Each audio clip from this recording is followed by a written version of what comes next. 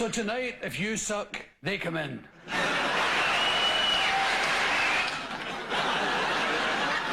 I always wanted one of them. My manager promised years ago, he said, do it right, Bill, and you can have your name in pink. Who did that? It's decidedly average to be here. It's kind of live and telly, isn't it? And I've never seen so many famous people in my whole life. It's great. It's like a party at our house. I love it. I start very slow. I do. I start real slow. And because I think you're the same yourself, you know, when you go to your work, not you people at the front, the working classes are back.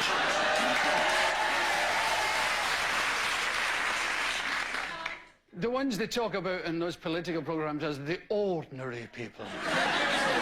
All you ordinary people up there.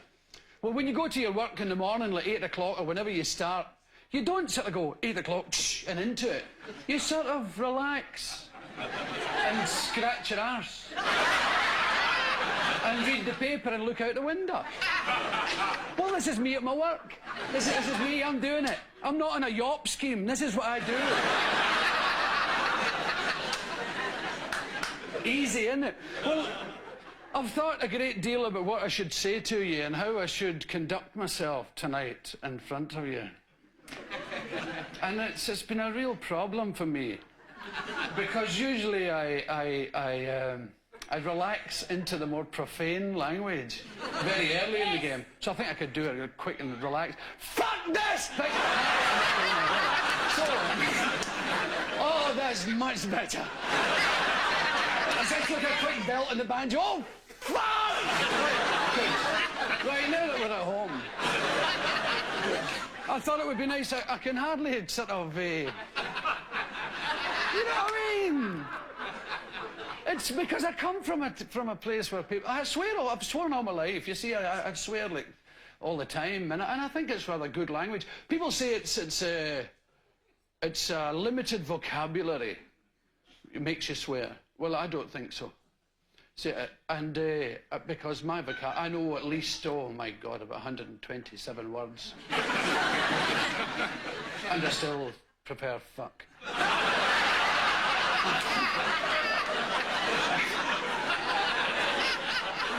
You see, I've never found the English equivalent for fuck off. And it isn't go away. Because go away kind of dissipates, doesn't it? It goes, go away! For go away, shoo! Shoo! Go away, go away! There's no conscience, like, fuck off!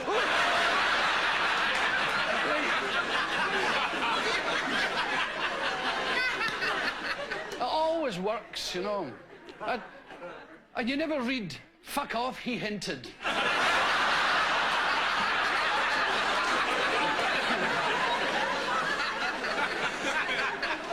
So what I thought I'd tell you, in case you want to ask me something, I bet you don't now. Now that you know the answer. And it's awful. Every time I open my eyes, I'm looking at one of my heroes. It's like a nightmare. I did this once before, you know. It was in the year that Scotland qualified to play in... You know, Scotland always qualify. You have to think of the year. I think it was 74 or something. They were playing in Germany, and the guy who was supposed to make money for them kind of ripped them off. The Scottish football team, that is. And they ended up by being given a sort of a 6-month loan of a Vauxhall. Jet set stuff, isn't it? You own a Vauxhall for 6 months. So, Willie Ormond, who was the manager, asked me to go down and entertain the team, and it was hellish. It was just this room full of Dennis Laws and Billy Bremners. I did the whole thing with my eyes shut. It was... I opened my eyes. God, it was the best laxative I've ever known. So, yeah. So I was going to tell you a bit about myself. You probably know a lot because I've kind of become the darling of the chat shows. But I should tell you I lie a lot. So, some of it wasn't true. I've made myself very windswept and interesting as the years have rolled on. Because I was born a sort of fart. You know, I've tried everything to be exotic. You know, and I've fought being plain all my life, but it keeps coming back. I always look... When I buy something expensive, I look as if I stole it, you know. That's what I look about me. You know, people give me presents, you know. Like Cartier glasses, and the police go, "Where'd you get them?" And they stole them out of a car. So it's weird, you know. I've got this mark on me that says nothing. And I don't know where it is. God knows I've tried everything. But I was born in Anderson in Glasgow, and it's sort of down at the dockside there. And I don't remember it much because we left when I was about 3 or 4, and I was brought up in Partick in Glasgow, where Partick Thistle originally came from, the football team, Partick Thistle FC. I say that because most Englishmen think they're called Partick Thistle Nil, right?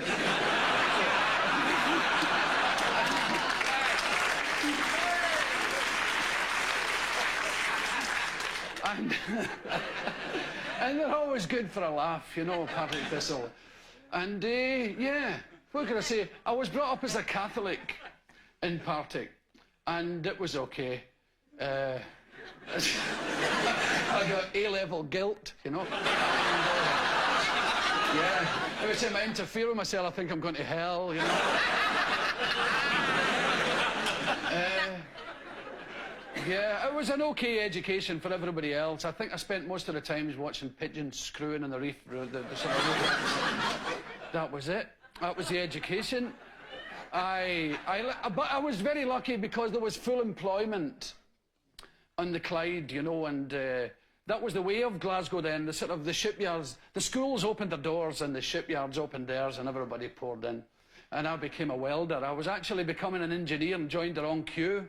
And it's the truth, because there was everybody had jobs, go like, engineers this way, Mr. Hughes, and I joined the wrong line and became a welder. And I started being an apprentice welder without even knowing what a welder was. I didn't know what you pressed to make it work, for Christ's sake. The stuff. That was it, and I joined the Territorial Army to make myself a bit more exotic. I did. It was the parachute regiment.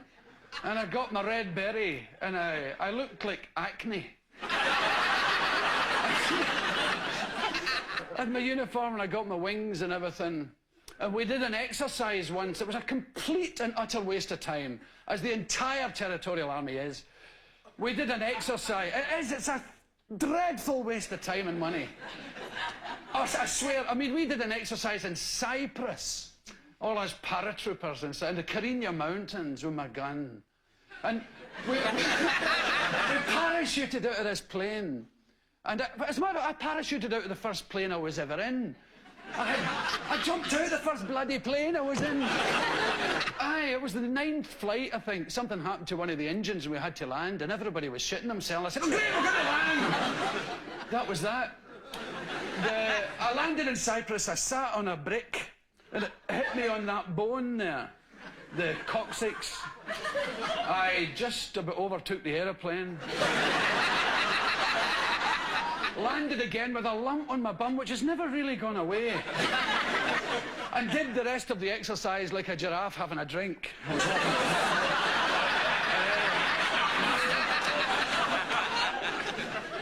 And it was full of little moments, you know. And the parachute regiment chased the Green Howards through the mountains for 10 days, and we caught one. There was thousands of us, armed to the teeth, bayonets down the trousers, and it was great. They'll pose it. Everybody looked like Rambo climbing.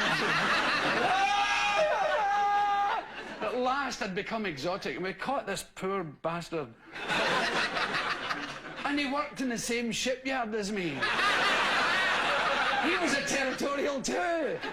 It was great. I could have sneaked up behind him in the canteen and saved the country a fortune.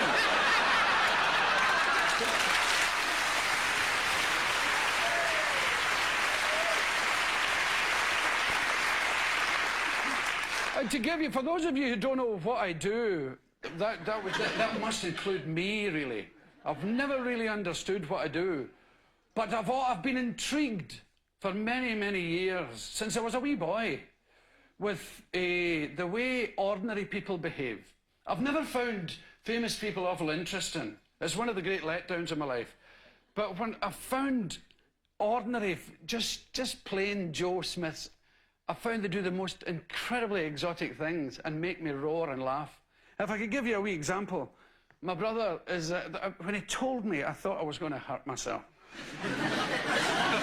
It just took my breath away. You see, I spent many years working in the shipyards, roaring and laughing at extremely funny men, and wondering why, when I put the television on and watched a comedian, it didn't make me laugh the same way. This is roughly an idea. My brother is a postman. This is the truth. He's a postman, right? He's because about Glasgow doing his giving people letters and stuff, as is a postman's wont.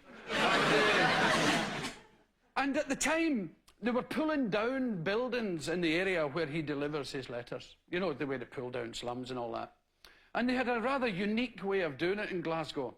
The first thing they did was they went into the building, the tenement, you know, and they've got maybe 8 doors, sometimes 10 or 11 doors on the various houses, depending on how many on the landing, you see. Because sometimes there'll be 2 houses in a landing with 2 rooms and a kitchen, and a wee one in the middle with just 1 room. That was called a single end. And they've tried to get rid of them. And in one way it's a great idea, in another way it's not such a good idea. But anyhow, they took all the doors off the buildings first, and they made a fence with them. You see, round, and then they pulled the building down with this fence of doors. And my brother, one day, he went up. He's a postman, right? And he went into the... In Partick, where I come from, he went up into the building and he went to, or Mr. McDonald, whoever, went to... And it says, Campbell, on the letterbox. So he knocks to ask Mr. Campbell where Mr. McDonald has gone. And Mr. McDonald opens the door. Hi, oh, hello, son, what is it? Oh, here's your letter. It's your door. He said, oh, yeah. He said, I found this door. Oh, yeah. He says, aye, it was in a fence along the road there. I thought it was a cracker, so I've nicked it. So what he's done, this guy, he's out for a walk with a dog, right? It's just an ordinary block. I mean, you couldn't write this. Right? He's out for a walk and he goes, God, jeez, that's a great door. So, right, he's away home with a door, right? So he's taking his own door, because it's night, right? He's out with a door, so he said, better. Right, so he's taken the door off his own house and lent it again, and then taken the good door and put it on. So that's a cracker, right? This is what I do with my own door, and he thinks the lavvy needs a door. He's got an outside toilet, and the door needs... Right, so he takes his own door. He takes the lavvy door off and puts his own door on the lavvy, and then takes the lavvy door and puts it back in the fence. So nobody can take offence at all. He's the fence aside. He's got a new door, and so has the lavvy. He said, and everything went great until in the morning he went down to the lavvy and he found that burglars had broken into his toilet.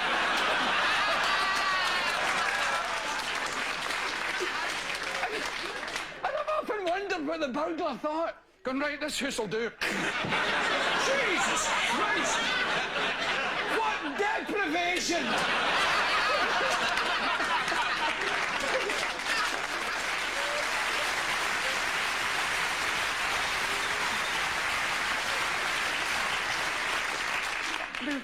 Can you imagine the burglar leaving them a couple of bob? And so that's roughly what I've tried to do. And I've often looked at people and thought, my God, because I've been kind of obsessed with sex as well, you see, throughout all these. It took me an extraordinary length of time to lose my virginity. Oh, God almighty, it was ages. I won't even tell you because you'll talk about me. It was a long time. I was tattooed first. I mean, it was so long. I had to do it eventually for the sake of my sight. I had to do it. It was pure for reasons of, visibility. I was going mental. I was becoming a funny shape.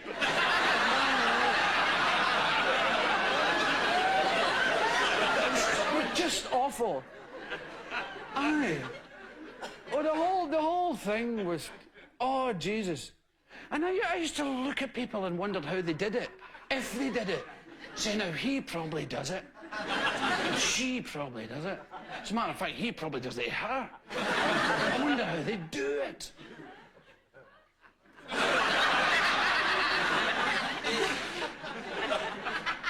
And I wondered if everybody had been telling me the truth, you know. Did you really, were they taking the mickey? I mean, if I go like that, they go, get, piss off! To practice on things, you know. I've never had a dog or anything. So it's weird, you know. I should read things and sweat a lot. And I used to look at big fat people, huge, obese, gigantic people. See, I bet he does it. And I bet she does it.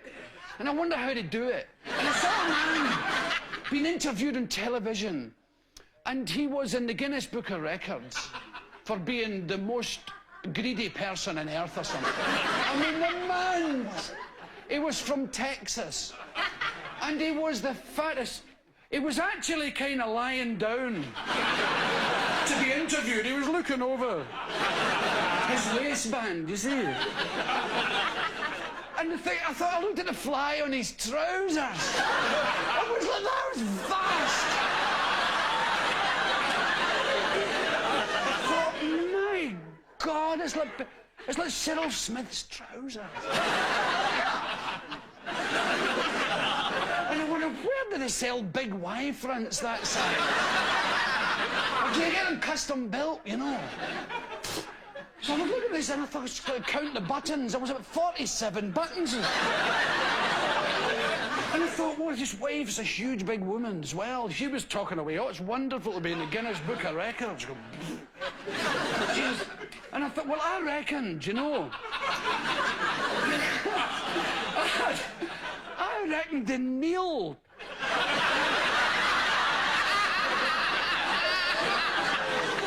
Because when you're Scottish, you know how it feels to have a wee willy sometimes. No, it's not. Scottish people don't have wee willies. No, I didn't say that. I'm not guilty of such racist thoughts. But I've been on holiday in Aberdeen.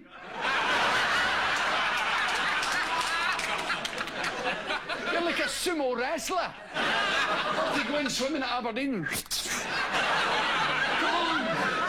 Your willy's like a baby's one. There's a wee point on it. You feel so stupid when you look at it. And the other bit underneath, your little marble pouch. It's like a walnut shell.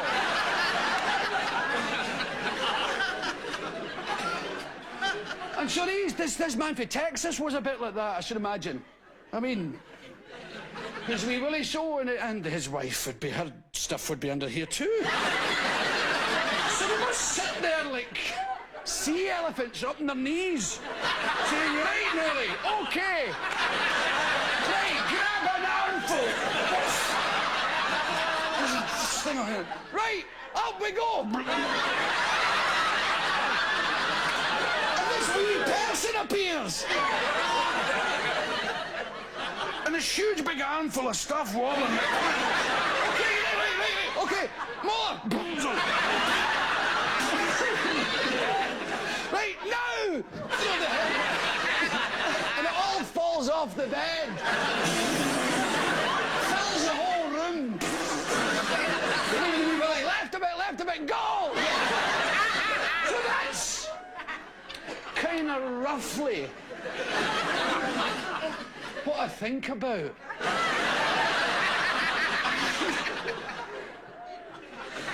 No, really.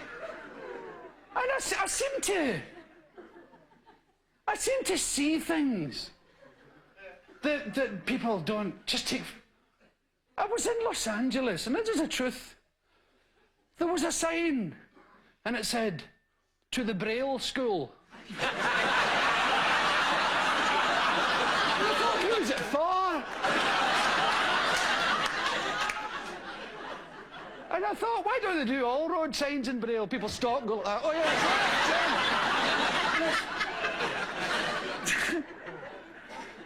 And it's odd, I must say. But I've always... There's something about I don't understand very much. I'm not saying love me, I'm thick, right? But there's a lot of things that my brain won't allow me to understand. You know, because they're so incredibly boring. And God knows I've tried. Especially with politics, and you get 2 pages, you go, oh, bollocks, who cares? Who cares? I mean, that's how I've become a kind of anarchist, you know. I think roughly the desire to be a politician should bar you for life from ever being one. But just watching them, don't vote, it encourages them. Do you watch them? God! I mean, isn't that awful? But anyhow, I tend to look at it slightly different. And I look at singers on the telly, and I look at Scottish singers, and I think, what are you doing? And you see, I'm a Scottish person, right? You probably noticed. And I look at these Scots on telly, they're sort of singing shortbread tins. You know? It's the whole nation, they're singing about this garbage. Oh, the mountains over here and the rivers over there. I'm in the river and I'm roaming in the gloaming. Bonny purple mountains and the sun is going off. Fuck off!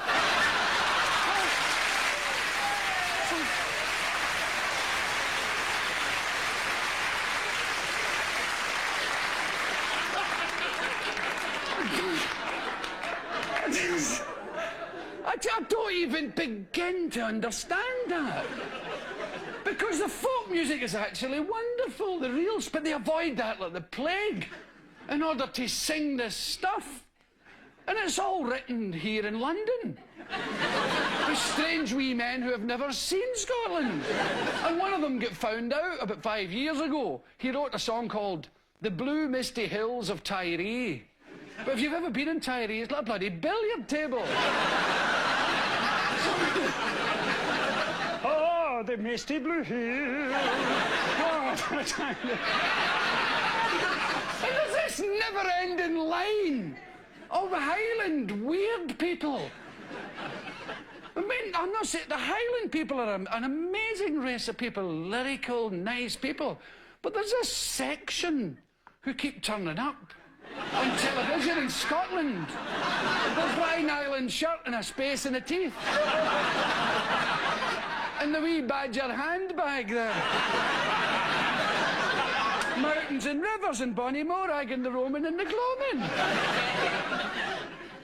And it's a very strange affair. And then there's the Gaelic ones. You've probably seen them. They say hello to you all the time when they're singing.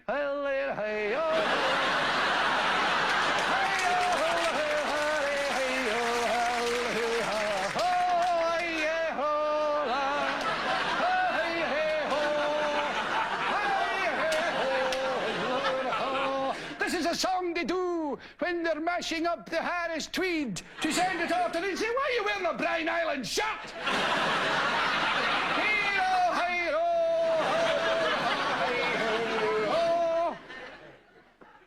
It's absolute nonsense. And we seem to produce in Scotland a kind of religion that's very strange too. It's the most patronising thing in television except for the weather. It's Winsy Willis here. Hi, Winsy Pooh. I was just thinking, your television treat you like you're 4 years of age. Now, here's the weather. This is the country where you live.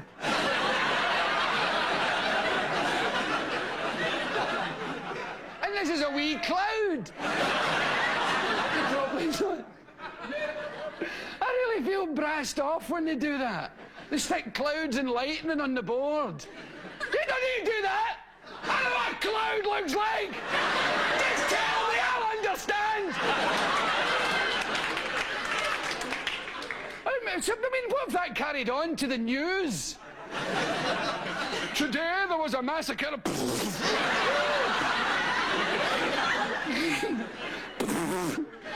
Goo running off the desk. You have to behave yourself. I can't get it. But anyway, I was saying, that kind of singing, you know, the women sing kind of weird up there. They've spoiled a lot of great songs. You know, Robert Burns wrote some real crackers. And they spoil them with that strange way of singing. Because ordinary people sing okay. Not really. And the whole thing is organised by people who've got second names instead of first names. Crawford. Crawford, have you seen Finlay? Who are these people? They're alien. The surname clan have taken over. Campbell, have you seen Finlay? Oh, he was with Crawford and Torkel. What are you talking about? And the women dancers are great. You know, they're all giving it a bit of that. And it's fabulous. Winsome and buxom, and the men are getting a bit right on the loafers. For me, it's a bit strange. It's a bit like ballroom dancing's getting the same. Like people doing that. What are you doing? If you did that in a Glasgow dance hall, you'd last about 10 minutes. An elastic suit or that, no? What's that? And what's the paso doble? Nobody actually does the paso doble except them. And drunk people on holiday in Spain. So, and then religion, as I was telling you. Now, religion's a real growth industry in Scotland. The BBC religious department's got 14 offices. What do they do all day? You can't hear the typewriters for the rattling of the rosaries up there. So it's very odd. And they've got this never-ending procession of wee men who come on at night and tell you how dreadful the world is. And then in the most patronising possible way, try to introduce you to God. Now, if there's a God, and I suppose there is, really, because I've always thought, if you believe in God, if anybody believes in God, there is one, you know. And it's not up for question. But these wee men come on and try and tell you, and the ones on the England and the Radio 4 in the morning aren't any better. They seem to have this never-ending line of people called Nigel. They'll tell you all about God in this strange fashion. Yes, I went to a football match the other day.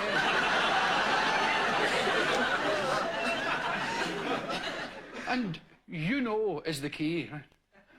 You know.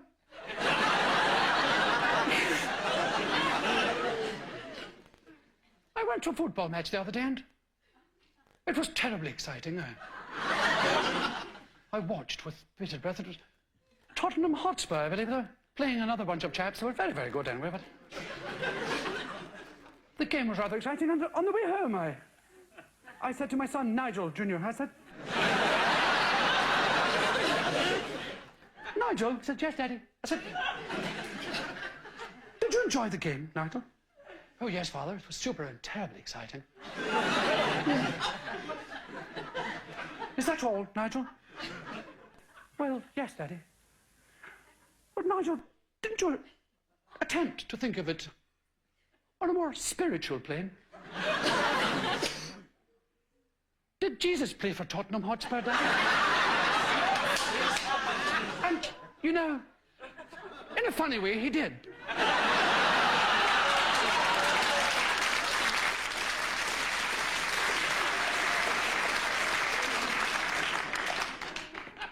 My radio's all covered in muesli. It's got this sort of pebble dash finish. I'm always eating my breakfast and swearing at the radio.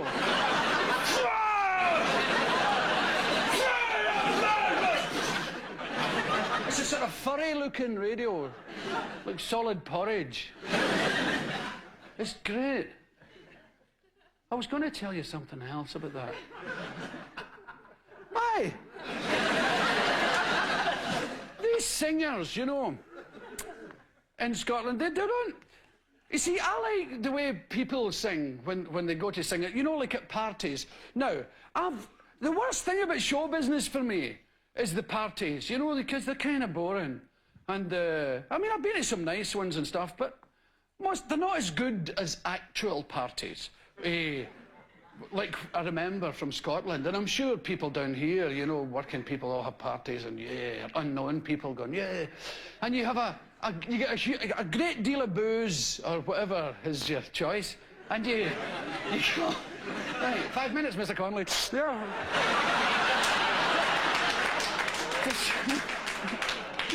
Be with you in a second. Yes! No business. So...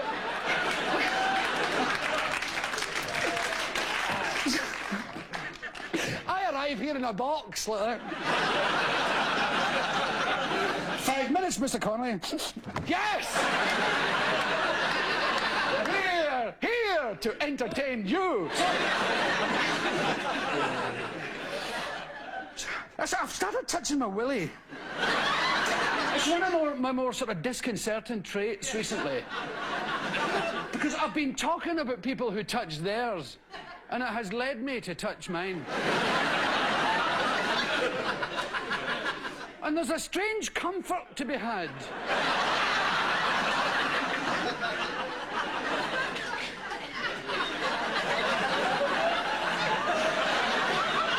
You don't wiggle it about or anything. You check it like you check your change, or credit cards, or... I think maybe it's going to fall off as you get older, like your hair. Perhaps when you're older you lose your willy. Panic in your soul. Usually happens to men in their 30s. Happened to me and mine. We're lying in the bath, luxuriating, and you look down, and there's your first grey pubic hair. That's your starter for 10. And I thought, God, how awful. Nobody told me about that. Because you don't get, like, Grecian 2000 adverts for a guy. You know, the guy walloping it down the front of the jeans.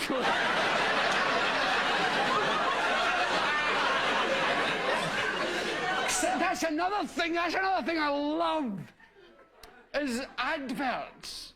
I love that the lie. I like lies on that scale, especially because there's nothing wrong with lies. They're fabulous things. My God, I'm a liar for a living. There's one take my word for it. There is no recession. I am loaded. At the Dow Jones Index, I don't even know who the man is. Right. Wouldn't speak to him if I did. So, what was I about to say? Aye, on a Saturday morning, in the papers, you get these adverts for things that they obviously can't sell. And that people have gone, oh, fuck, God, leave it out. What? You know, a combined cigarette lighter and coat hanger or something. Right, so, you know those kind of things, you know, hat and shoes to match. So, yeah, you know the kind of thing, you know, open neck flannels. So, yeah, bowler hat with sleeves, you know the kind of... You know, people have sort of ideas and they go, that'll take on. So And like, on a Saturday morning they appear. Trench coats. Smart trench coats. State size. And there's always a drawing. There's never photographs of these. It's always a drawing of some other bloody coat. It's certainly not the one you're getting through the post. And they sell great. I've always been tempted to send away, especially for the big slipper. Have you seen the big slipper? I think these adverts are for people they're aimed at a section of the community who don't go anyplace. They watch the telly all the time. You know, well, I suppose your trench coat, you can watch telly in your trench coat if you like. But it's a one big slipper. And you put your 2 feet in it. And you watch television. In your slipper. And each of the family can have a slipper each. Right. I was always going to buy 2. I was going to buy a pair and leave them in the fireplace. When I'm going out at night, in case a burglar comes in.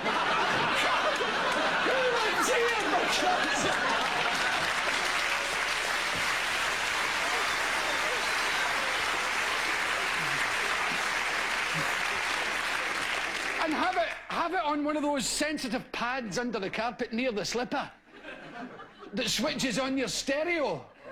Right, so he goes, God, look at the size of them slippers. And the stereo goes, right, you bastard. Ho, ho, ho. So you can cheer the world up by doing things like that. A thing I haven't noticed in England, which is a very, very good thing. Well, that is, it's a good thing you haven't got it. Is in Scotland, they say, well, that's all from television tonight. I bid you all a very, very good night. And especially those of you who live alone. You know what?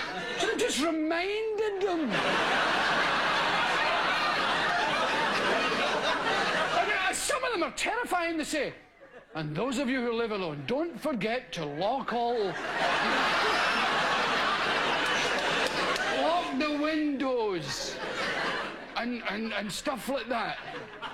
And make sure the flamethrower's working. And the Doberman pincher's got the elastic band round the willy. Keep it out.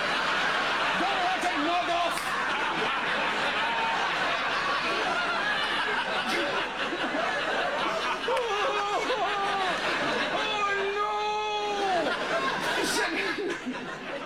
I always wanted to be in charge of that bit of the programme.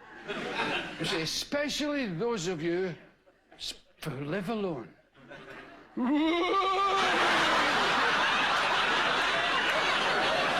God's sake, don't look behind you! Don't turn round!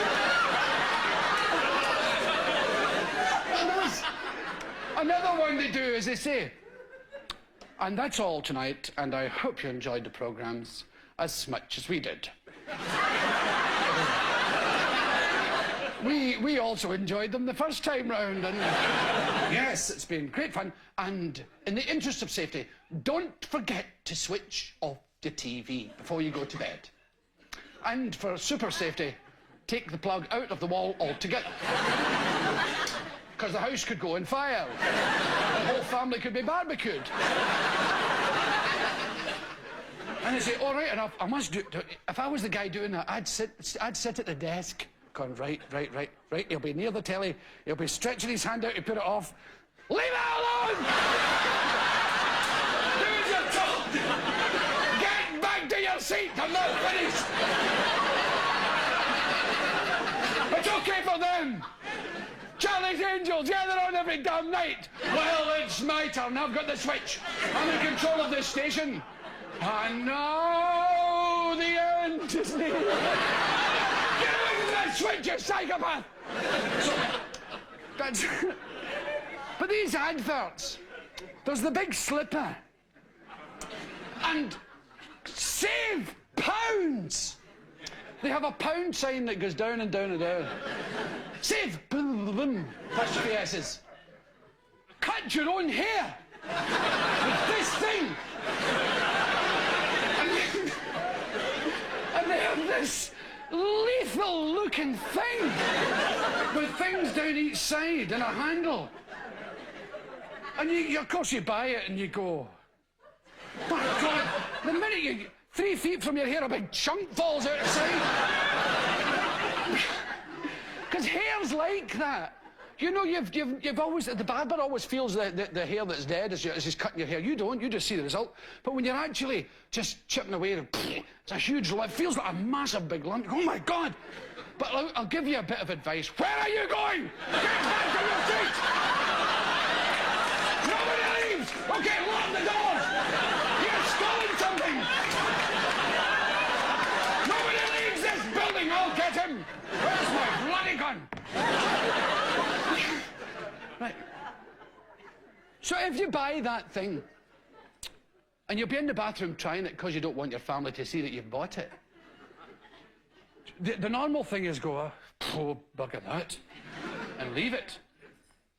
Throw it immediately in the bin.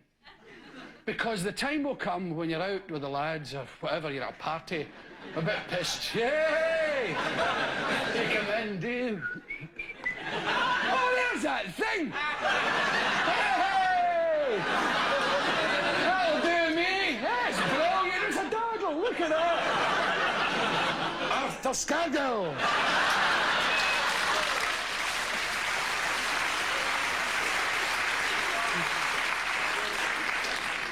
There's another great thing. It's an energy suit. And it's like a sleeping bag that you wear when you're sitting in the house. It's sleeves and things. And the idea is to save energy, so you put your big suit on and your slipper there.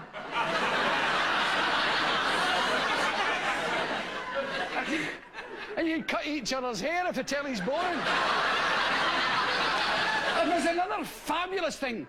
Incontinence knickers.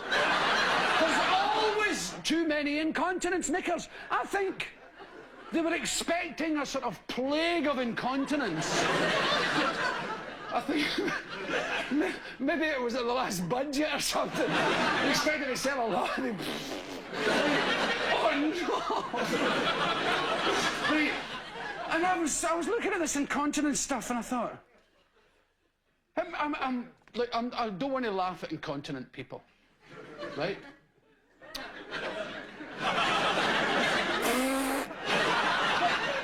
It must be terrible, right? Being incontinent. You know, you get all dressed to go out and you go, psh,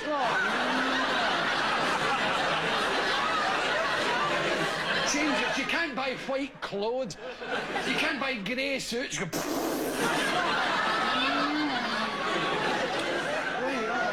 Jesus. Right. Because young people are incontinent too. I mean, it strikes at all ages. Suppose a young, trendy guy. Hey. Hey, you guys. He's trying to sneak back to his seat. Get back! You haven't missed a thing. I was only killing time to get back. Go on. So the guy's young and trendy. Says, and then he sees the advert. Right, that'll do me. Give us a pair of them. Give us a bit of that.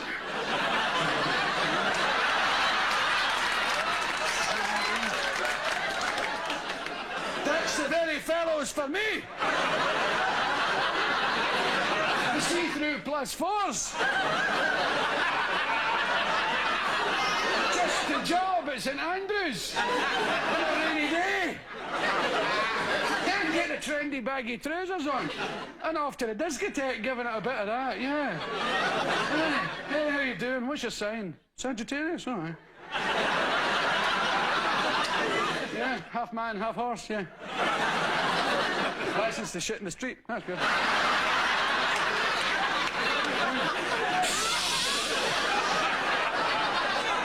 Cares not a jot.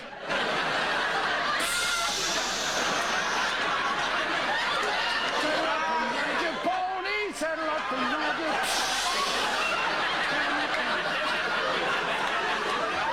what's happening later, yeah.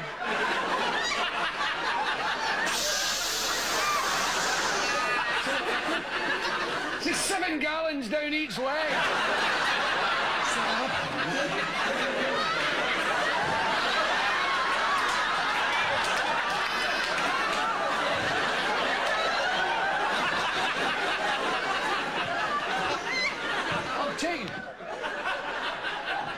I'll take you home in a minute. I'll just go and empty my underwear.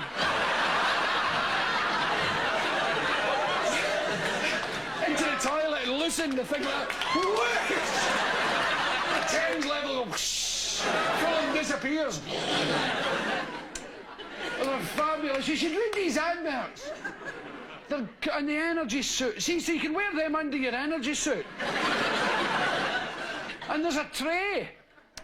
There's a great tray you can get for sticking on the side of the settee. It clamps on. In case you're a bit overheated when you're watching Starsky and Hutch, you go, oh, not yellow grey all over the carpet. And it's got holes in it. So your stuff sits well in, wedged in. Your tea and the custard creams are all in wee places. You see, your energy suit's to save energy, so you switch off all the heating and get the suit on. Knickers cutting the hair. And my favourite, dog bags. Keep dog hair off the furniture. With this breakthrough dog bag. And it's a bag you put the dog in. And it ties around his neck.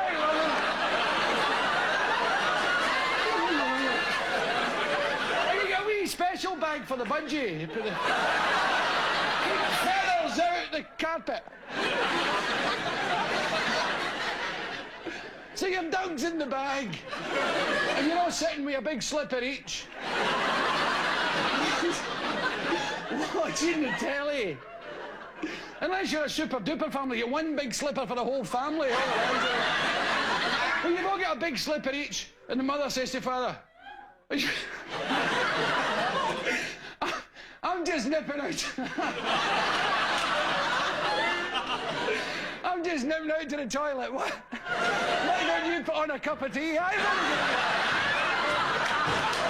that's...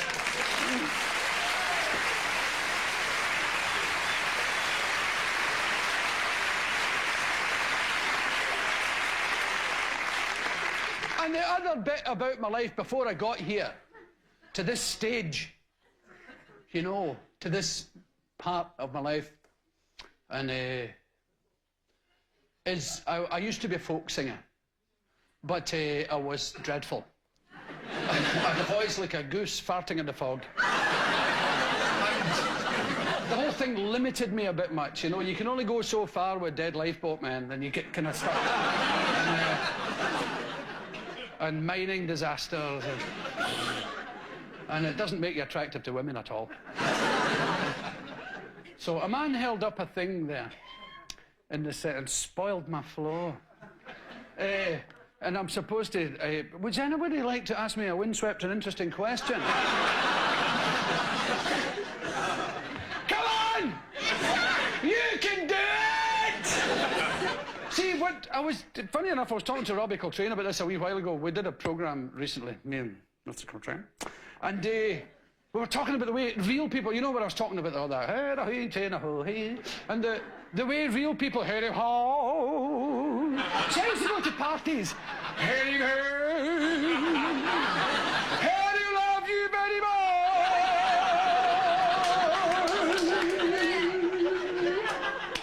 Hide still, I still fall in love. Go yourself, big man, shut up.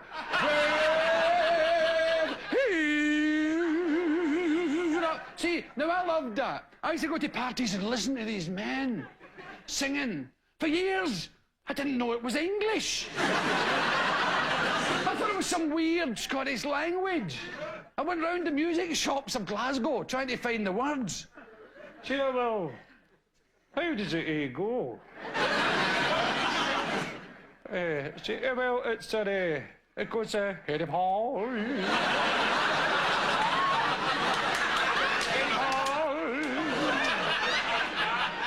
No, I don't know that one. And they weren't like London kind of showbiz parties. You get a huge carry-out first, you get a dozen beers and a half bottle of whiskey. Right, so you better get some Bacardi, there might be women there. Oh, okay. And then with this carry-out bag, you've seen these carry-out bags. I know they're sort of, well, I don't know if they got them in England now. They certainly didn't. They used to have them. It's a carrier bag with a brewery on the side there. And off you go, looking for a party. Now I mean, you haven't been invited anywhere. You don't get invited. They sort of happen. So you get the bag and then you go along these tenement streets listening.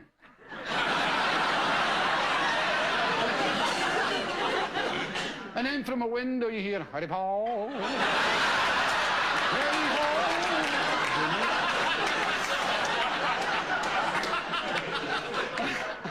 I'll do the big man.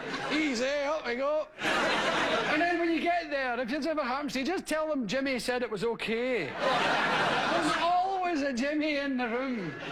I met a guy doing the boozer there. Jimmy says just to come right up. What do you look like? Oh, he was a bit pissed, you know. Well, that'll be him, the guy. There's somebody upside down behind the telly. That's the man, it's the very man. Sit down, son, give us a song. Harry Ho! Harry Ho! And there's another thing about Scotsmen. They always sing about being far away from Scotland when they're still there. Though I'm far across the sea. No, you're not. You shut your face. It's the only song your father knows right through. Be quiet. I'm very far away. And of course, everybody likes to sing. And sometimes they spin a bottle. And when it points at you, it's your turn, and you have to do a thing, you know. And if you only know the one song, well, somebody might sing it before you. And that's you have to leave, go home. That's it, I'm off. So, yeah, it's happened to me. I used to be the wild side of life. Oh, to be the wild side of life. And it's the way I yelled, and went back to the wild who said lie. What's the one? Do you know what a who is? A who. That's what the old rugged cross stands on. Hey, far away on a hill.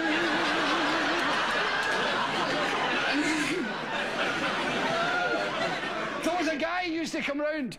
Do you know the tenement buildings are in squares, and in the centre of the square, there is the back green or the back court. We called it the back court. And buskers used to come round on a Sunday. All these wounded people, you know, because I was born in 1942, so it was like the late 40s. I saw these men going, oh, they are now working in national car parks. They've all got a leg like that. Hey! Hey, you! Hey, you can't be put down here!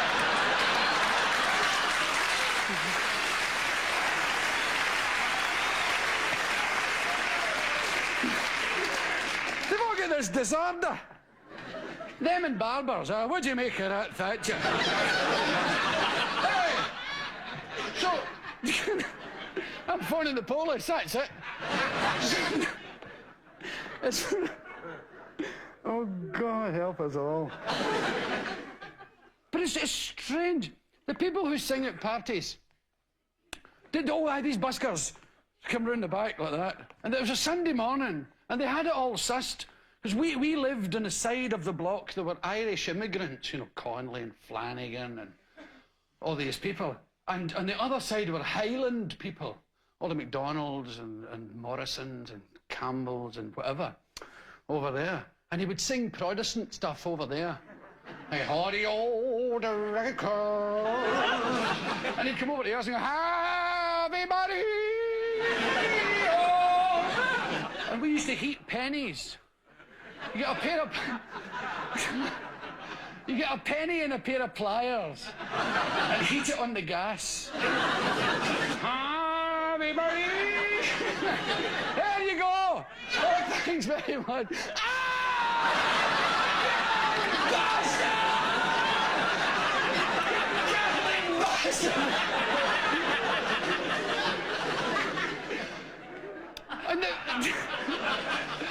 And the priest just... the priest used to come round visiting the houses, you know, to see how everybody was doing. And they were always wee lonely men. They always looked cold, priests. They were never clean, you know. Cold-looking men. Come creeping about and say, here's the priest coming! Put that television off! Right, get to your rooms! Come on, hurry up, get to your damn rooms! The priest's coming up the bloody stairs! Get to your damn rooms! And now, see, priests think the world is full of broken televisions. Everywhere they go, it's not working. See, a guy once told me the Queen thinks the world smells like paint, because 10 feet in front of her, there's always a guy giving... But these tellies, and they've got no telly in the chapel house, so he's just out wanting to see Charlie's Angels. And as I say, I lived in the tenements there, and there was a warmth about the whole thing. I've always seen tenements as kind of vertical villages. People say, oh, the deprivation! Oh, my... Nonsense. When you're a wee boy, it's not like that. You know, it felt great. You know, there's all these nice neighbours and they had big wooden toilet seats then. You know, luxuries. You know, you didn't lose the power of your legs reading the Sunday paper. Yeah. You know, maybe it's my age. I can't walk halfway through the...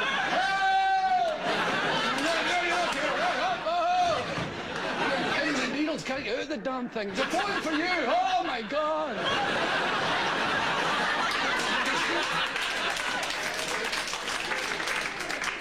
The only other time I ever felt like that, I had a drink in America called a zombie. Have you ever drank zombies? It's a kind of muddy coloured. I would advise you to do it. It's an extraordinary concept. You get drunk from the bottom up. You're perfectly lucid. Talking away, oh yeah, I've been there. Yeah. Have you got the time that was that British time? You've been very, terrific, jet setty and urbane. Until you need to go to the toilet. And your legs are pissed. Excuse me, I'll just go to the toilet.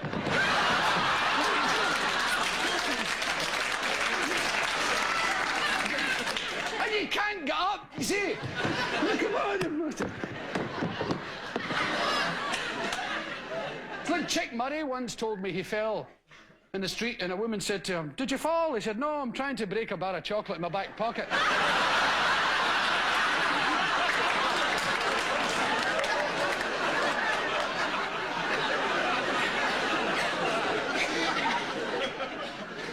When the priests come to the house, mother says, and see, in the tenements, you'd a bit poorish. In the winter, you'd throw coats on the bed for the kids. Yeah, a bit of coat there, keep you warm. Oh, God. The very thought. But it was actually brilliant, because you could wear them in the dark and go about playing things. Right, you wear the fur coat and I'll wear this big... And the priest's in having the corned beef sandwiches and the custard creams. Have another crumpet, Father. That's what they're there for. Come on, get it down. Thanks very much, Mrs. Connolly. There's bedlam in the room, but... Will you be quiet? We're trying to be quiet in there. I can hardly hear myself thinking here. I'm trying to talk to Father Flanagan here. The noise is deafening you. It's him, Mummy! It's him again! He's taken more than his fair share of the coat! What are you talking about, coat? There's no coat in there! I don't know, it's a fertile imagination, but... The coats are all in the cloakroom. It's a room and kitchen. Bloody cloakroom. She thinks it's a dance hall she's in. The coats are in the cloakroom, and well, you know it. They're on the mezzanine floor. Near the lunch kitchenette next to the breakfast bar.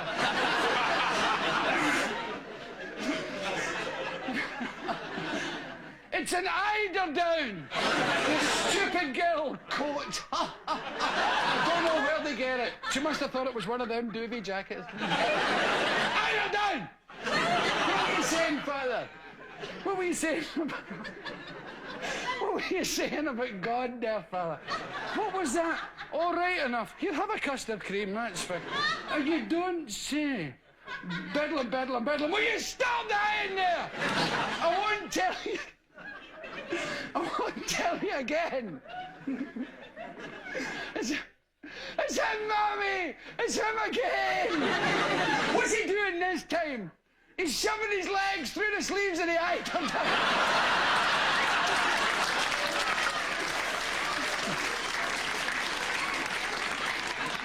See, I've always had trouble with communication. And it started at home. Nobody could ever talk to me. You say, Dad? I say, what? And everybody I knew was the same, all my friends. And the people couldn't communicate properly with them. They didn't talk about generation gaps because it wasn't a problem. You just battered the children. That stupid person! And on it went. It was just... But they used to say strange things to you. Say, can I go out on my bike? What? Bike? I'll give you a bike!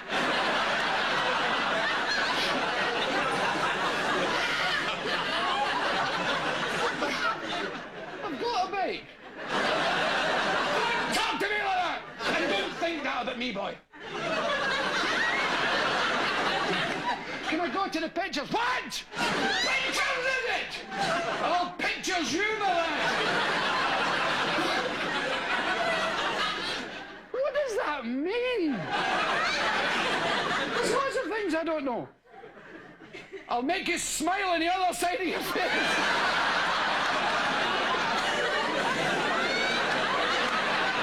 What are you going to do, slash me? I mean, there's one they use in Scotland. I'll take my hand off your face, my boy. It's the putting on at high speed I didn't fancy. No. It was weird. They also developed this thing of telling you not to do something by telling you to do it. That's right. That's right. That's right, just leave your underwear lying on the floor.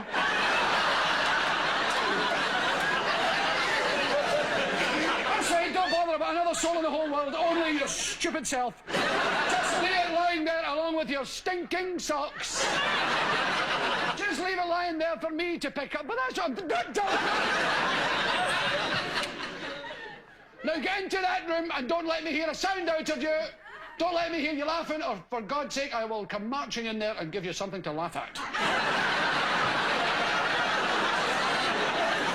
I think he's going to tell us a joke. Wrong. Haven't you thought of a question yet? I think the troops are beginning to panic. Oh, Michael Parkinson's going to ask me something. Yes! Yes! Yes, Michael! I know him! He's my personal friend! Yes, what do I know? I thought you weren't talking to me. It's been such a long... Just a minute, I get back to my famous place. Yes, Michael. Well... I mean, you are a considerable traveller, aren't you? I mean, indeed. A windswept and interesting traveller. Author of a well-written and best-selling book on travel called Gulliver's Travel. Fab and Groovy Book Company, yes. I just wonder what you mean. Published by your good self. This is...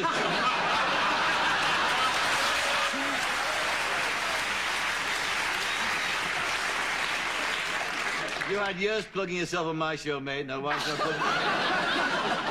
What I was going to ask you about was travel. I mean, do you think it broadens or narrows the mind? And which of the places you've been to, I think particularly sort of Australia. I mean, Australia, is that worse than playing... Australia is a wondrous, fab and groovy place. and travel narrows the mind. It narrows it to that size. If you wish to know anything, don't travel. And it gets worse every year. The more I travel, the more I miss my own bed. Do you ever think of your bed that way? The further away I go, the weirder people get. And the drums never stop. And Australia's okay. Yeah. Needs a population transplant, but it's okay.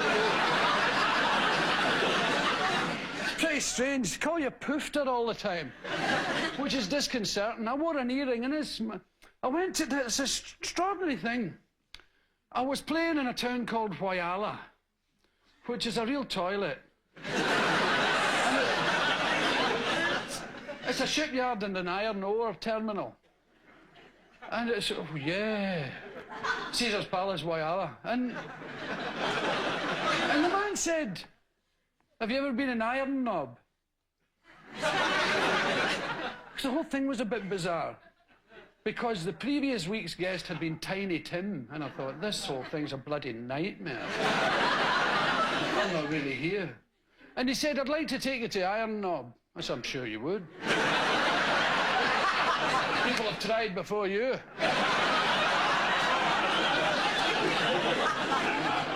I am open to offers. He said, I'd like to take you to Iron Knob. He says, because in Iron Knob they have the cleanest hotel in Australia. Australia's one of my favourite countries on the earth. It's certainly the strangest. It's not a hysterically funny story, but it's the strangest thing I've ever seen. We drove from Whyalla to Iron Knob to this hotel that they hose down every day. It has a big mountain made of iron ore. Like somebody walked along and said, that's made of iron ore. And they're slowly exporting this mountain to Japan, who are buying it by a handful.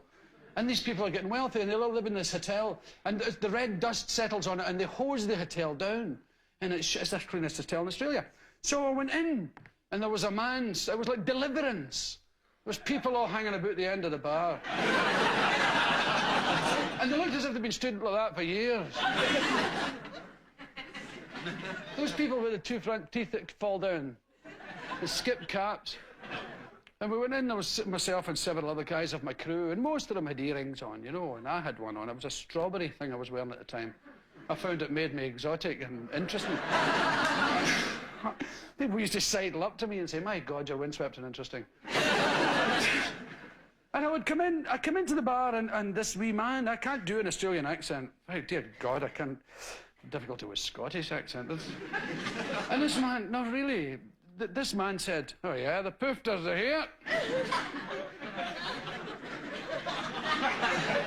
We're on the round of beer. And it was poofter this, and poofter the other, and poofter this, and poofter that. Oh, it's really boring. And there was a toilet seat behind the bar. One of those horseshoe-shaped ones with little medals on it. And it was obviously the trophy for the pool. There was a pool table in the bar. So I was looking at it, you know, and he said, yeah, poofter, pommy poofter. And I said, excuse me. He says, yep. I said, who took your picture out the frame?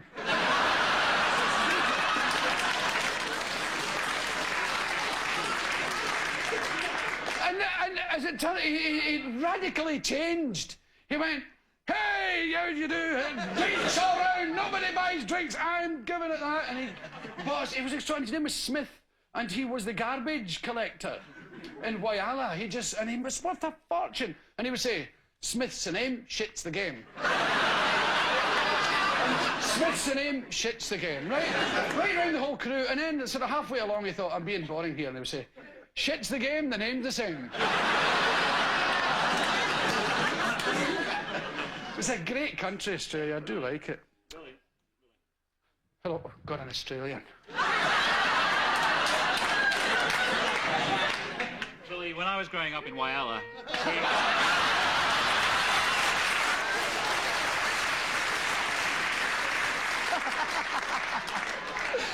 They call me Iron Knob.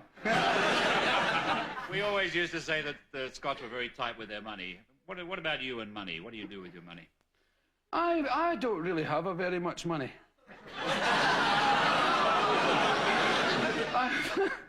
I spend it all in Langans. You've probably seen the picture in the paper. I've tried. I do not understand money. I've tried extremely hard to be Scottish about it and keep some. You know, but it seems to... I can't handle it. And when I get ahead of the game, I say, God, you've done well, buy something. And I have nothing again. And I've tried understanding Dow Jones Index and the Financial Times 20 share it. I have no idea what it is. And I will never have money. Some people will have money and others are going to be skint. Some are going to be famous and skint. And I am one of them. And I've heard all the stories about Scottish people who dropped 50 pence, bent down to pick it up, hit him in the back of the head. Copper wire. Copper wire was invented by two Scotsmen fighting over a penny. But I can't handle it. I don't know. I haven't any money. I've got no money stories either. Anybody ask me? John. Billy, when I first came to London and spoke with my Scottish accent, I was so conscious of it feeling very flat-footed, and I wondered, when you came to London to begin with, did you have awful problems with the Scottish accent? I did. You know. Well, I didn't really have a problem. I kind of, people treated me a bit like I was a Swahili poet. They would make me say things, I just could not believe that I was speaking in English, and now when I listen to my old albums, I can understand, because I liked it that way. And when I go home, I love to play in Scotland and be a comedian because suddenly I get the luxury of speaking at the right speed. You know, I go like a train and nobody, like in England you wouldn't understand it. And it was sort of, how can I put it? You speak a bit like a pillar box, you don't move your mouth at all. And you point with your feet. You know, people say, excuse me, could you direct me to Sucky Hall Street? You go, aye, sorry.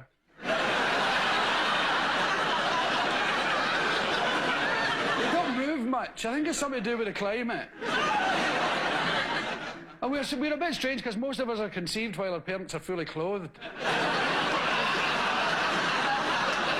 It's the climate, you know, 2 seasons, June and winter.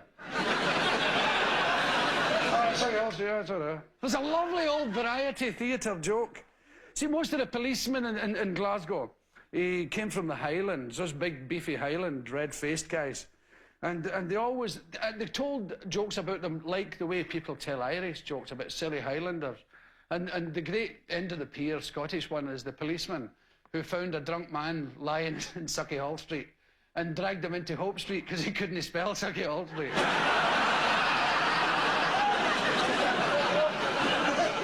Oh, a great invention. There was the line they say about them when he's questioning a wee boy, he says, did the window break on both sides when you threw the stone? Were you on the bicycle when you fell off? Just kind of, yeah. Would you like to ask me anything? God, I'm embarrassed. Yes, I'd love to ask you. Oh, look! Hello? I've seen you in the pictures. I'd love to know. You bring out the mother in me. What does your mother think of you? She doesn't like me very much. Why? She does. She actually likes me. She's, I had the most extraordinary experience of probably that any adult could have. And I met my mother when I was an adult. Really.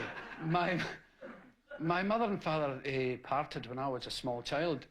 And it was a deeply embarrassing thing for me because I really blew it. My mother, who was obviously very nervous, came up to me at a gig. And she said, "You're Billy Connolly?" And I said, "Yeah," reaching for the pen.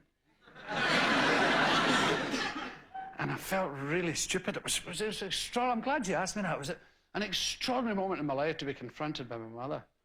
I was looking for bits that looked like me, you know. And she looks a wee bit like me, you know, around the eyes and the nose there. But I think she's kind of, we don't keep much in touch. I don't really keep all that much in touch with any of my relatives.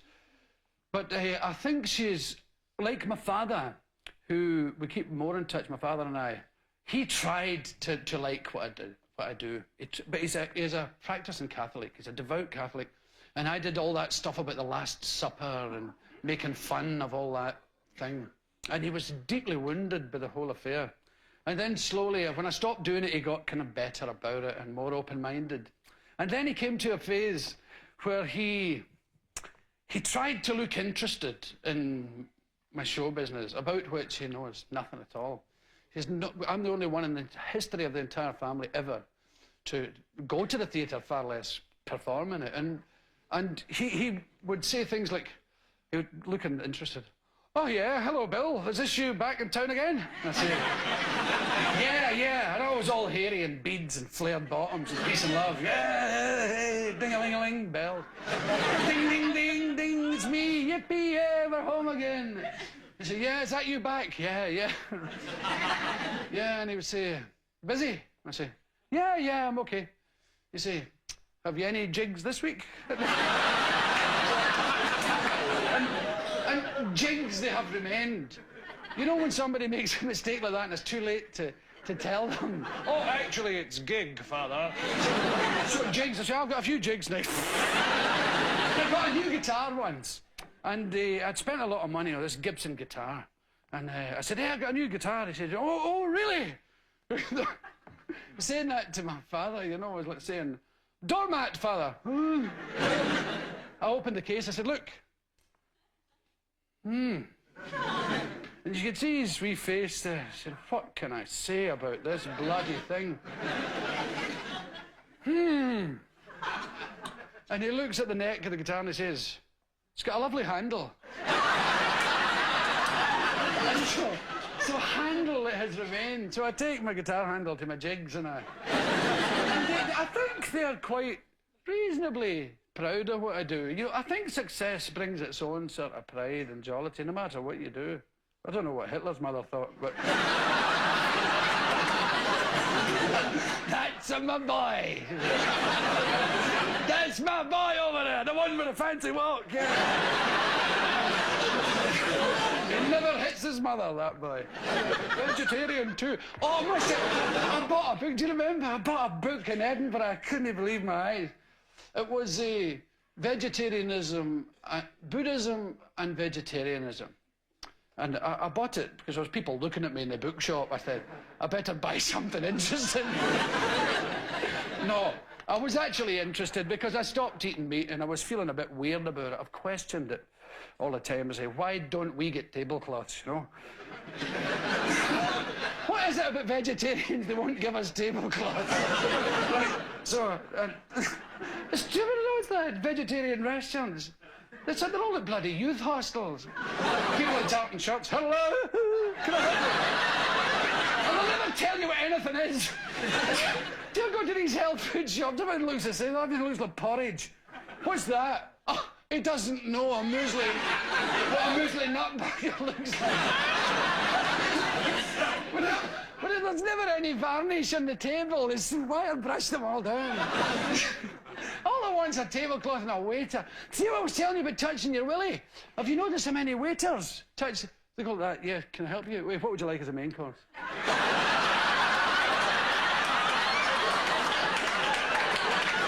She never should do so quick to go like that. She's never sure if they actually did it. Are you the same, sir? And people touch the willy for some reason. When they look out the window, they say, what's the weather like out there? Couldn't check if my bike's still outside, oh yeah.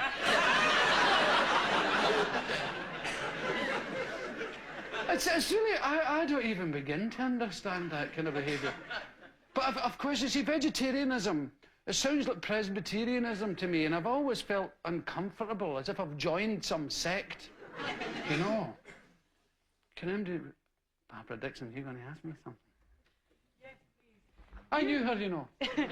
I was just ages ago, folk singer, same as me. I was just going to say that we cut our eye teeth, as it were, in folk clubs in the 60s.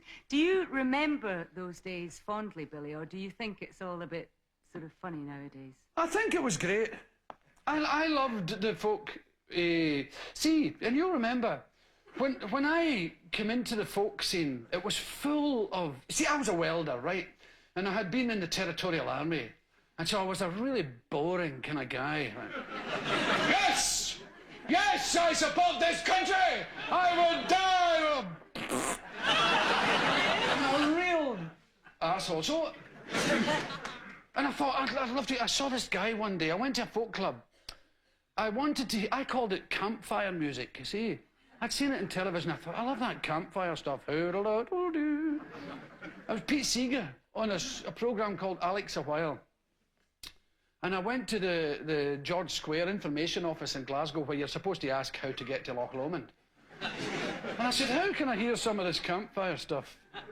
And they said, sorry. I said, you know, a bit of the old guitar and cowboy songs and all that stuff. And I went along, and there was a man there, Ronnie Gilchrist, still a friend of mine, with an earring and long hair. I'd never seen a man like that before. I thought, oh, my God, look at these people. And I instantly became one, high heels and hair. I can grow hair at will. I go, and I bought a banjo, and I met a man in Edinburgh. I never met people like it. And there was a man, I can't remember his name, he had a dachshund. He had this long dog, and he was strange, he walked in slow motion. His dog walked fast, and he walked slow. I can't remember his name, but he played the banjo. And so few people did, and he said, I could show you some banjo. And I said, great, come on up to my place. And away he went like that, and the dog. And we went up, and this man lived in a tent inside a house. And we sat in his tent because he couldn't afford to heat the room. So we sat in the tent and he showed me, what was that? Skip to Maloo. Ding, dang, ding, diddle, ding, ding, ding. And it was brilliant. And I loved it. And it got nice and nice. And I loved it until about the same time as yourself, Barbara, but maybe 8 years ago, 10-ish. It got awful. The whole folk thing, social workers liked it, and student teachers and Christian groups went, hi, I'm the Lord of the Dance Set here. Wish a fuck off.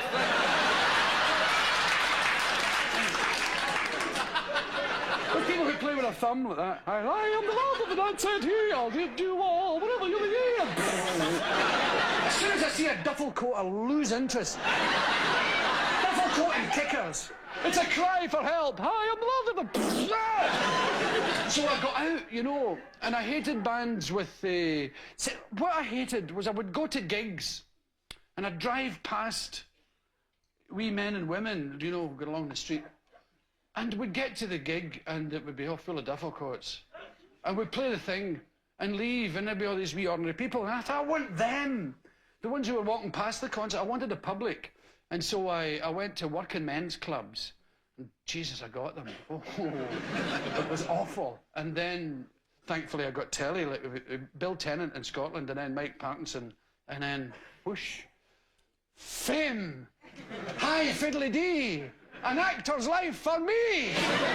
Talking about which, I got a part in a play in Glasgow called Clydeside. And the director was Keith Darvill, a really nice bloke. And he came to the pub where all the hairy people were, all the folk singers and poets and stuff. It's called the Scotia Bar. And he said, you a musician? I said, oh, yes. I mean, musicians sat so well on my shoulders. Oh, musician, but yes. Mais oui, I said.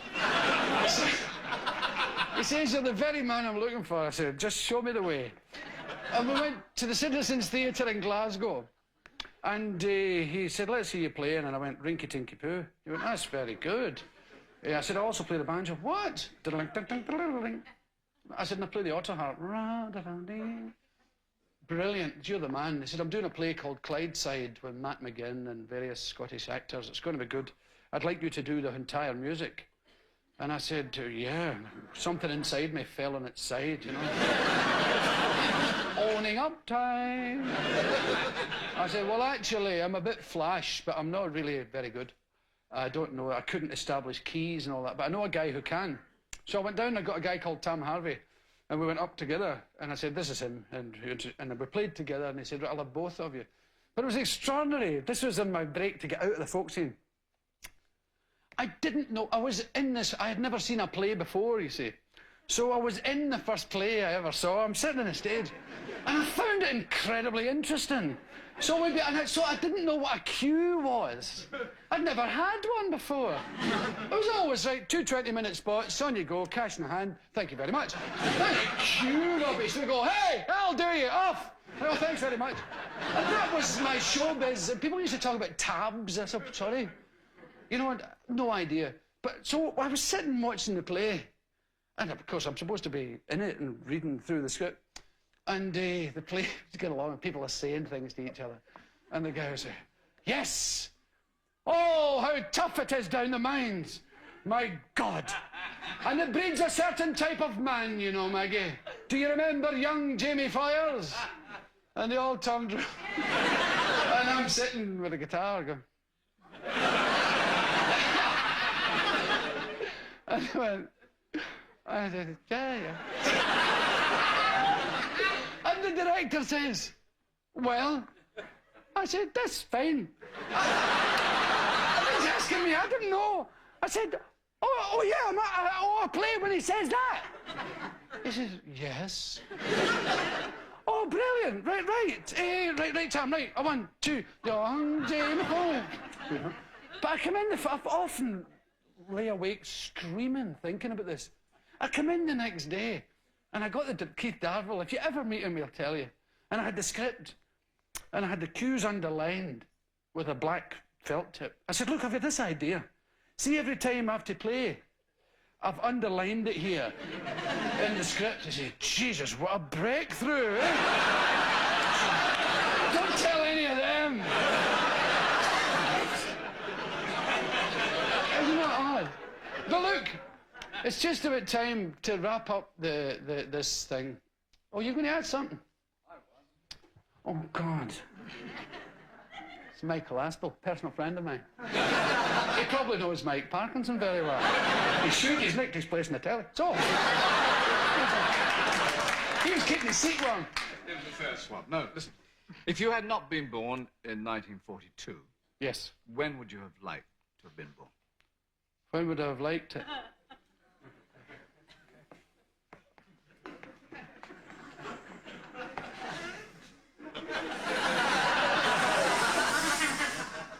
I think I'd have the same again. No, I've thought recently about how this age was made for people like me. Adventurous, handsome heroes. I could save the world given half a chance. And I think this is the best ever era in the history of the entire earth. And I love every second. I swear I do feel it. I often felt I'd like to be... Do you notice how I went, wait a minute. There's Doris Stokes, right? Now, Doris, you must have met in your life, since you announced this talent that you have, you must have met so many people who say, I think I've lived before, you know, right? I have met a million, but have you noticed they've all been the Queen of Egypt? Yes. And nobody ever swept the floor at Singer Sewing Machine Factory. Have you noticed that? I met them all, yeah. Yeah. Well, that's what I mean. I think this time around, if all those spiritual people are right and that you do come back and you do get another crack at it until you get it right, I think this is my first time in. Because it's a gas. I mean, I must say, I do like it. I wouldn't mind being a beetle or a cockroach, but I wouldn't like to make love to another one.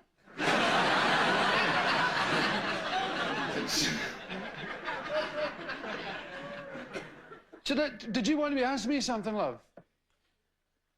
What do you do, groupies? Rephrase that. Well... on a Thursday. I'll tell you, I'll whip out my willy. That gives them a laugh. I'll whip it out. I say, there you go. I say, how'd you like them apples? And he did it, say, no thanks, I'll smoke my own. No way. Do you know the most awful thing about it? Comedians don't get groupies. Oh, don't feel sorry for me. Well, I've done quite well. You've probably read about it in the paper. Comedians get guys telling them jokes. Hey, Bill. Hey, come here, man. Hey, come here. Hold me a minute, darling. You stay there. Come here, Bill. Did you hear the one about the nun and the 4 Alsatians? Shut up and use it in your act. Oh, now, tell me, A never-ending line of blokes. It's appalling. And yet I've met some pimple-ridden Herberts who were in the charts, big queues of gorgeous women at their door. I've never understood it. I never will. I'm erudite, I'm urbane, I know a word or six. I'm not scared, I'm a brave person. Look, fuck, I'm on a telly. See? I'm a brave person. I'm strong. I tried my very best. But look, I'm going to leave you. And I'm going to leave you with a complaint. This country is in a terrible state, according to some people, and I know why. Now, you blamed it on lots of things, and all unemployment, and the value of the pound, and all sorts of other magic things. It's because the national anthem is boring. No! Don't get me wrong. I'm not arguing with the lyrics. Well, I am. But not them all. I mean, I think the Queen should be saved. I think it's a great idea. And if anybody's going to save her, God's the very chap. Who am I to rock the boat? Not I. Nice person. Show business personality. Right? It's an appalling song. And it's racist. And it's anti-Scottish. And the fourth verse is all about Marshall Wade coming up to give us a belt in the mouth. And I don't like it. And with a mighty rush, rebellious Scots to crush. Oh, do you bloody think so? I don't see any rush to Hampden to crush anybody. I rest my case. Now, you see, when you look at the Olympic Games, we can run with a flag. Da, da, da, da, da. We've been lapped. The games haven't started yet. These emergent nations are coming out. We come from Gibraltar and we don't give a shit.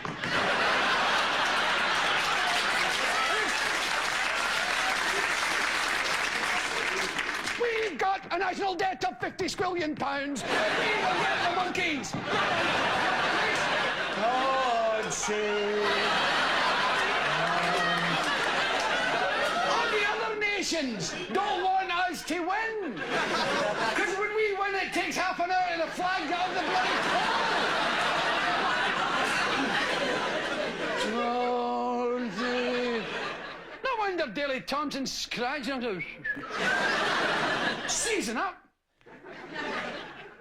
So I think it's time for a change. And I think a refreshing change would be to use a theme from The Archers.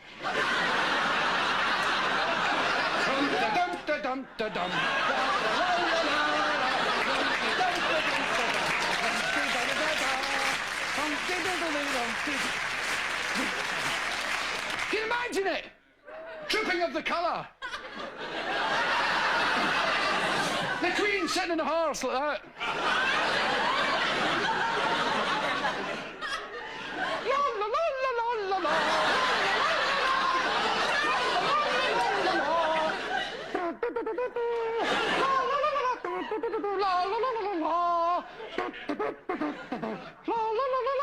And then the public in the seats going, rum-de-diddle-dee.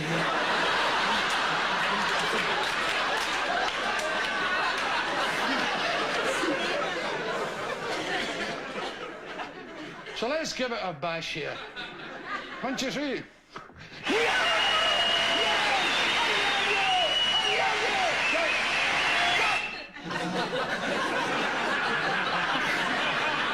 I'll get one of them in the bedroom.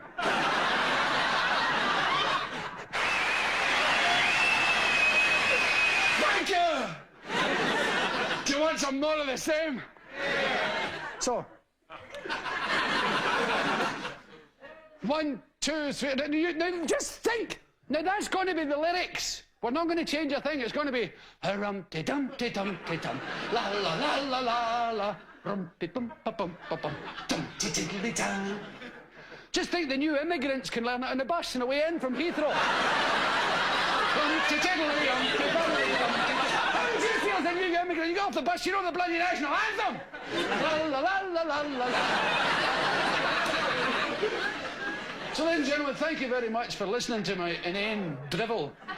It's been an absolute pleasure talking to you. You've made a happy man very old.